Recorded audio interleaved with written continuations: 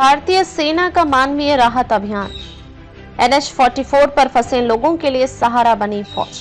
भारी बारिश और भूस्खलन के कारण जम्मू श्रीनगर राष्ट्रीय राजमार्ग NH-44 बंद, सैकड़ों यात्री, महिलाएं, बच्चे और बुजुर्ग रामबन में फंसे। भारतीय सेना ने तुरंत राहत कार्य शुरू किए। खाना पानी और मेडिकल एड की व्यवस्था। जम्मू कश्मीर प्रशासन और स्थानीय NGO भी राहत कार्यों में जुटे। CM उमर अब्दुल्ला और डिविजनल कमिश्नर रमेश कुमार ने हालात का जायजा लिया। क्या हुआ रामबन में?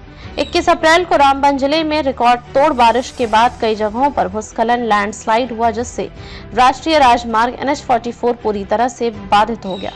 इसमें जम्मू और श्रीनगर के बीच यातायात ठप हो गया। सैकड़ों यात्री इस मार्ग पर बीच रास्ते में फंस गए, जिनमें महिलाएं, बुजुर्ग, छोटे बच्चे और बीमार लोग भी शामिल थे।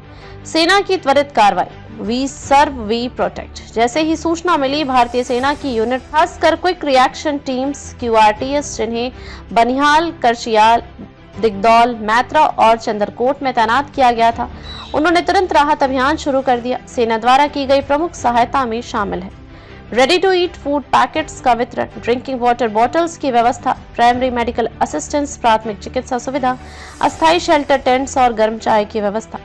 छोटे अवरोधों को हटाने में सिविल प्रशासन की मदद। Friend in need.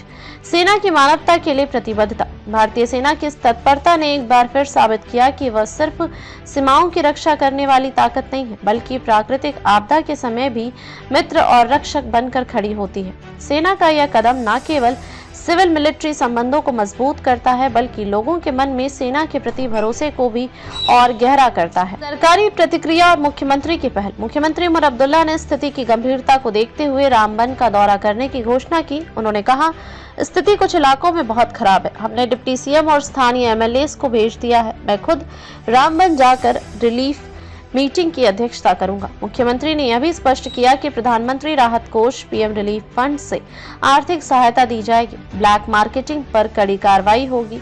Essential supplies के लिए वैकल्पिक मार्ग जैसे मुगल रोड का उपयोग किया जाएगा। प्रशासन की कोशिशें। SDRF, NDRF और स्थानीय एजेंसियां सक्रिय। डिविजनल कमिश्नर रमेश कुमार ने खुद राहत कार्यों की समीक्षा की और बताया कि अब तक 10 से 12 गांव प्रभावित हुए हैं। 3 लोगों की मृत्यु हो चुकी है।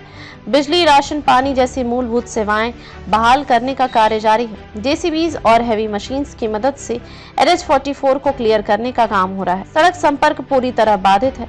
वैकल्पिक मार्गों पर भरोसा। इस आपदा का असर केवल NH-44 तक सीमित नहीं रहा। कश्मीर, लद्दाख, कश्मीर, जम्मू और श्रीनगर गुरेज मार्ग भी बर्फबारी के भूस्खलन के कारण बंद हो चुके हैं।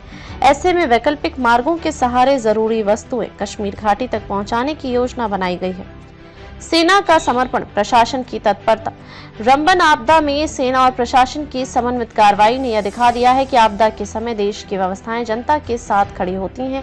यह न सिर्फ राहत का काम था, बल्कि जनता के साथ जुड़ाव और भरोसे का उदाहरण भी।